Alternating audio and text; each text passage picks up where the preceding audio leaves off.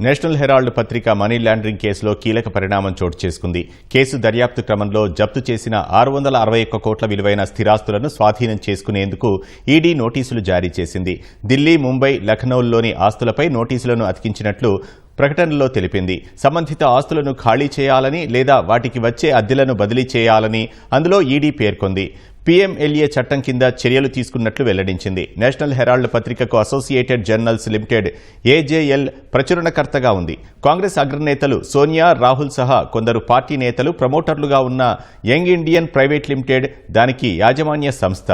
కాంగ్రెస్కు ఏజేఎల్ బకాయి పడ్డ 90 కోట్లను వసూలు చేసే విషయంలో యంగ్ ఇండియన్లో ఆర్థిక అవకతవకలు జరిగాయన్న ఆరోపణలపై ఈడీ దర్యాప్తు చేస్తోంది.